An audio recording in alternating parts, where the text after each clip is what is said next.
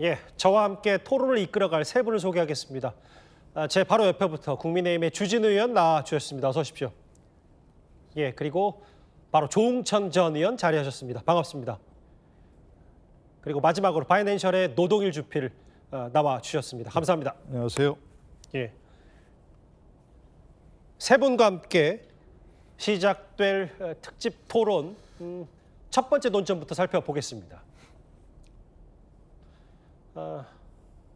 여기 계신 분들도 보이시겠지만 바로 주제는 이겁니다.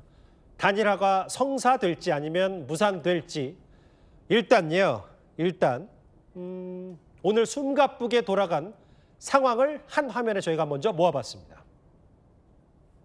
김문수 후보님께서 스스로 하신 약속을 다시 한번 기억해 주셨으면 합니다. 단일화에 대한 확실한 약속, 이제 와서 그런 신의를 무너뜨린다면 당원과 국민을 배신하는 것이고 단일화에 대한 일관된 의지도 분명하게 보여드렸고 지금 또 단일화에 대해서 한결같은 마음입니다. 하지만 당이 대선 후보에 대한 지원을 계속 거부하고 있습니다. 당 지도부가 정당한 대통령 후보인 저를 강제로 끌어내리려는 시도라고 생각합니다. 저는 일정을 지금 시점부터 중단을 하겠습니다. 한 번도 단일화가 실패할 거다라는 그러한 생각을 해본 적이 없습니다. 그것은 바로 국민들에 대한 큰 배신이고 배반이 될 거라고 생각합니다. 쭉 보신 대로 오늘 이렇게 숨가쁘게 돌아간 각자의 목소리들이 있었습니다.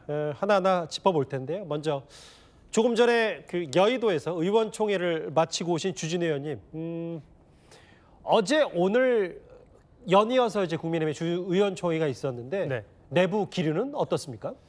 지금 두 차례에 걸친 의원총회를 통해서 이제 두 가지는 좀 의견이 모아진 것 같습니다. 뭐 단일화가 반드시 필요하다라는 예.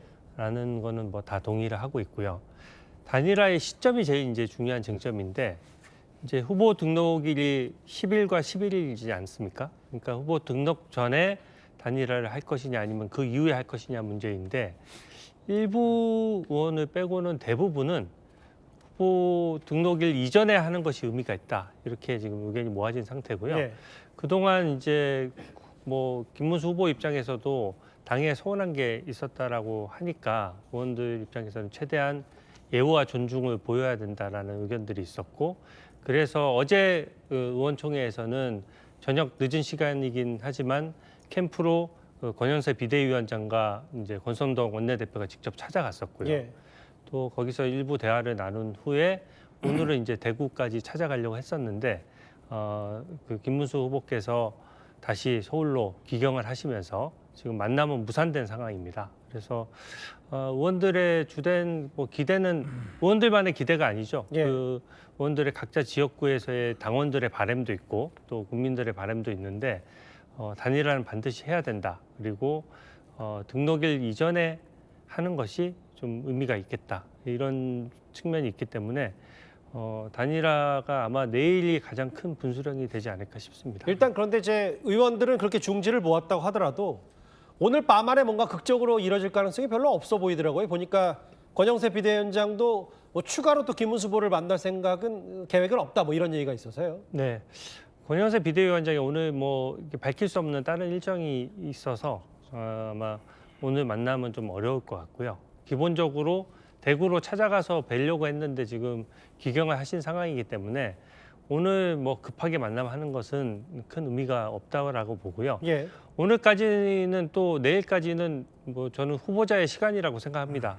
김문수 후보자께서 어떻게 결단하느냐에 내일까지는? 따라서 당을 이제 당의 리더십을 보여줘야 된다라고 생각하거든요. 그래서 그 내일까지 아마 오늘 저녁에도 계속 고심을 하고 또 캠프 내에 참모들이 있으니까 상의를 하지 않겠습니까? 예. 그래서 당원들이 또 바라는 또 저희 의원총회에서 의견이 모아진 것을 좀 감안하셔서 좋은 결단을 해주셨으면 좋겠습니다. 근데 주진우 의원님, 그 국민의힘의 싱크탱크인 여의도연구원의 윤희숙 원장이 뭐라 그랬냐면 김문수 후보를 가리켜서 단일화 마음이 없다면 후보 자격 내려놓으다.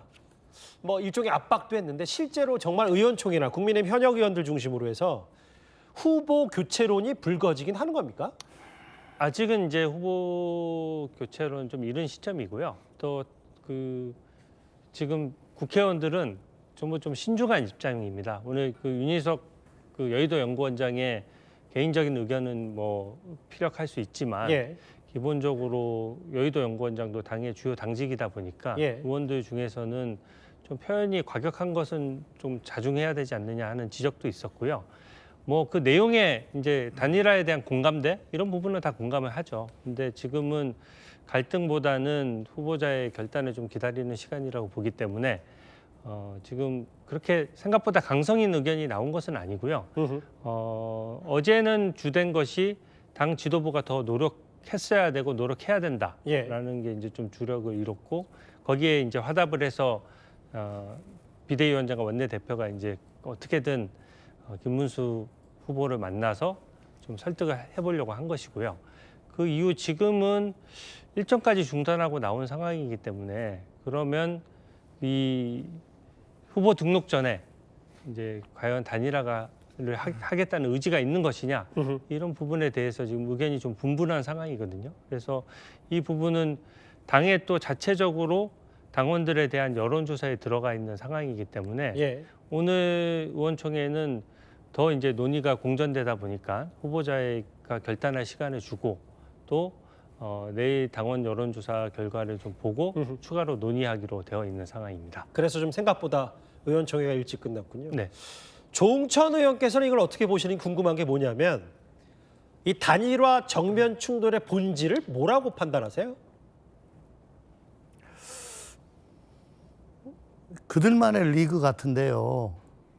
사실 이 선거가 왜 조기 대선이 이렇게 치러지는가에 대한 고민이 별로 없으신 것 같은데 그런 고민 없이 뭐 옛날 대선에는 그래도 시대 정신이 뭐냐 이런 것도 있었고 그래서 그 시대 정신이 딱 들어맞고 또 그 여러 가지 캠페인이 부합되면은 그분이 아주 유리하게 가고 그런데 언제부턴가 대선에서 시대 정신이 뭐냐는 거는 뭐 최근에 기억이 없어요. 시대 정신은커녕 과연 그러면 소명 의식이라도 있느냐? 지금 어쨌든 실패한 정부의 총리 출신 또 장관 출신이 지금 저렇게 단일화를 두고 시끄럽게 지금 하시는데 제가 알기로는 두 분 다 계엄과 탄핵에 대해서 그렇게 명확한 입장을 보이신 적은 없는 것 같습니다. 예. 그리고 윤석열 대통령과의 관계, 더 구체적으로 얘기하면 절연에 대해서 뭐 그런 의지를 표명한 바가 없는 것 같아요. 이게 저는 필요 조건이라고 보는데 이번 대선에 출마할 수 있는 필요 조건이라고 보는데 거기에 대한 게 없다 보니까 예. 그들만의 리그라고 말씀을 드린 거고 그러다 보니까 소명의식도 없는 거고 오로지 그 자리를 두고 다투는 그런 아주 볼썽사나운 모양새가 됐다. 본질이 뒤바뀌었다. 그렇게 좀 말씀을 드리고 싶습니다. 본질은 그들만의 리그다. 진짜 이유가 이거다. 그 노동일 교수께는 이 질문을 드리고 싶은 게 저희 채널의 정치부가 조금 전에 단독 취재한 내용이 뭐냐면 이번에 경선에 뛰었던 홍준표 전 시장이 뭐라 그랬냐면 이렇게 만약에 후보 교체를 정말 할 거면 내 경선 비용을 내놔라라고 얘기를 했어요. 뭐 그만큼 아까 얘기했던 뭐 그들만의 리그뿐만 아니라 경선 과정에 대한 공정성, 뭐 정당성 이런 얘기를 좀 하고 싶은 것 같아요. 네, 바로 그런 거라고 생각을 하는데요. 지금 이제 그야말로 지금 경선에 참여했던 사람들은 뭐 예선전부터 시작해가지고 8강전, 4강전, 결승까지 이렇게 열심히 정말 뭐 천신만고 해왔던 사람들 아닙니까? 그런데 최종적으로 뽑힌 후보에 대해서 이와 같이 당 지도부가 압박하면서 뭐 공정한 관리자가 아니라 마치 당 밖에 있는 사람 편을 드는 것처럼 실제는 어떤지 모르겠습니다만 객관적으로 관찰한 사람들로 보기에는 당 밖에 있는 사람 편을 들면서 마치 후보 자리를 양보해라는 식으로 자꾸 얘기하니까 또 후계자 또 보더라도 경선 참여했던 사람들 보기에는 공정하지 않다는 게 지금 문제로 보이는 거죠. 그러니까 지금 김문수 후보 같은 경우는 물론 이제 그 교체 경선 과정에서 단일화에 대해서 굉장히 열려 있었고 그런 점이 아마도 상당한 점수를 더 따서 공선 후보로 된 것 같습니다만은 뭐 그렇다 하더라도 일단 됐으면 당에서는 당 지도부는 일단 우리 당 후보가 소중하다. 그래서 다른 얘기를 다른 사람과의 단일화를 추구하더라도 우리 당 후보 중심으로 하고 우리 당 후보가 단일화를 통해서 시너지를 얻어야 된다. 이런 쪽으로 가야 되는데 전혀 그런 모습이 안 보인단 말이죠. 그러니까 김문수 후보로서는 지금 당장 뭐 단일화에 응할 것 같으면 일단 수치로 나오는 것들 보면 여론조사가 앞으로 어떻게 될지 모르겠지만 현재 수치로 나오는 여론조사를 보면 당장 한번 지는 게 되지 않습니까? 그럼 후보 자리를 양보하라 이런 게 되니까 홍준표 전 시장이 바로 저런 얘기를 할 수밖에 없는 거죠. 그렇게 할 거면 마치 당 후보 교체하는 것밖에 되지 않느냐. 그렇다면 지금까지 42.195km를 같이 뛴 사람들은 뭐가 되느냐라는 그런 공정성에 대한 시비라고 보여집니다. 김문수 후보로서도 단일화를 안 하겠다는 게 아니라 그렇게 하는 것은 공정하지 않지 않느냐. 이렇게 얘기하는 거라고 저는 생각합니다. 사실 저희가 이제 한 번씩 쭉 질문을 드렸지만 오늘 있었던 일 중에 상징하는 게 가장 큰 건 바로 마치 술래잡기 하듯이 글쎄요. 김문수 후보는 일정 접고 사안경을 했고 이 지도부 그리고 한덕수 전 총리는 함께 일단은 단일화 단판을 지으러 김문수 후보 있는 쪽으로 갔는데 사실상 술래잡기 모양새가 됐어요. 주 의원님 이걸 핵심으로 짚어보면 김문수 후보는 그래도 단판지러 내려온 사람들을 피해서 올라간 것도 있고 또 당 지도부는 너무 빨리 압박하는 모양새만 11일에 국한돼서 취하다 보니까 이런 사태가 벌어진 것 같거든요. 어떻게 판단하십니까? 이게 이제 조기 대선 국면이다 보니까 모든 게 다 정상적인 절차 또 일반적인 절차에 따라서 좀 진행되기 어려운 측면이 있습니다. 경선 과정도 원래 조기 대선이 아니었다라고 하면 훨씬 더 길었겠죠. 그리고 이게 지금 조기 대선 60일인데 사실은 경선 과정에서 되게 다들 고생을 하셨지만 그 경선 일정조차도 좁았거든요. 예. 근데 지금 현실적으로 11일까지 등록하지 않은 상태가 되면 이게 지금 단일화가 의미가 없다라고 보는 사람들이 많은 것이요. 결국은 한덕수 후보 같은 경우에는 무소속으로 등록할 수밖에 없고 또 무소속으로 등록을 하더라도 결국은 당에서 공식적으로 무소속 후보를 지원할 수가 없는 문제가 생기거든요. 그렇죠. 그리고 당이 만약에 비용을 지출하더라도 나중에 김문수 후보가 다행히 이제 최종 후보가 되면 당 입장에서는 좋지만 예. 최종 후보가 어떤 일이 일어날지 모르는 거지 않겠습니까? 단일화라는 것이. 그러면 그 최종 후보가 되지 않았을 때 비용을 보전받지 못하는 문제도 있고요. 결과적으로 이게 지금 단일화가 늦어지면 불과 지금 대선이 얼마 남지 않았습니다. 그렇죠. 30일도 채 안 남았거든요. 이 과정에서 언제 뒤늦게 단일화가 되면 그 효과가 얼마나 가겠느냐 이런 문제가 있고요. 그 점 때문에 지난 경선에서 가장 큰 쟁점이 됐던 것이 사실 이 단일화 문제였습니다. 그래서 지금 국회의원들이 공히 얘기하는 것은 당원들에게 어쨌든 경선 과정에서 김문수 후보께서 직접 발언하신 내용들이 있고 또 당원들이 그 발언 내용을 믿고 투표한 부분이 있으니까 그 부분을 좀 고려해 달라는 것이고요. 그래서 지금 그 날짜 부분을 저희가 좀 중시하는 것이고요. 그래서 그 날짜 전에 하려고 하다 보니까 아마 김문수 후보께서도 굉장히 불편하시고 불만 있으신 부분은 분명히 있으실 거예요. 근데 그게 지금 누군가 고의로 어떤 무슨 정치적인 이해관계에 따라서 그런 것이 아니고요. 의원들이 전체적인 의사가 그렇다는 것은 다 의원들도 다 그 지역구에 있는 당원들이나 국민들 얘기를 듣지 않습니까? 여론을 수렴한다. 네, 여론을 수렴한 단계에서 누가 의원들끼리 의견이 엇갈리고 이런 상황이 아니거든요. 그래서 그 의원들의 또 의견을 받아서 지도부가 얘기하는 것이기 예. 때문에 압박이라기보다는 민심의 전달이다.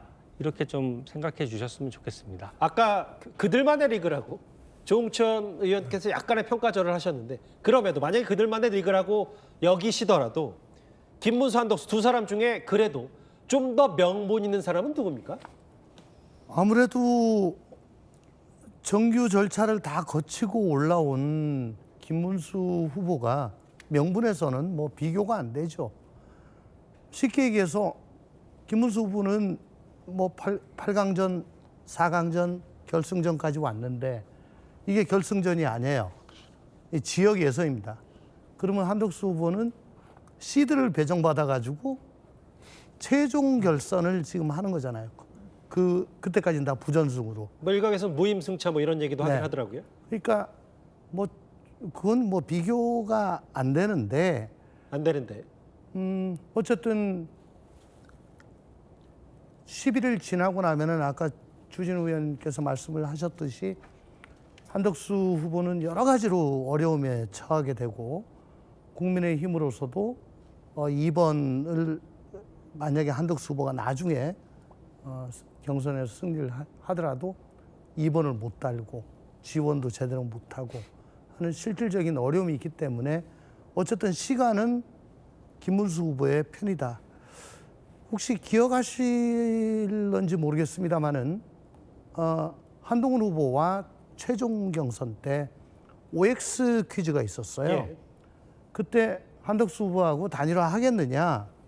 그때 한동훈 후보는 O도 아니고 X도 아니고 가운데로 들었습니다. 바로 이 자리에서 마스토를 했을 때였습니다. 아, 그랬습니까? 예. 김문수 후보는 O를 들었어요. 근데 뭐라고 얘기를 했냐면 제가 국민의힘의 후보가 될 겁니다. 그게 되면 국민이 납득하는 방법으로 한덕수 후보가 무소속 출마를 했을 경우 가급적 빨리 단일화를 하겠습니다. 한덕수 후보가 무소속 출마를 한다는 게 그때 있었어요. 그거는 11일 이후를 미리 생각을 하고 그런 말씀을 하신 거 아닌가 하는 생각이 지금 들어요.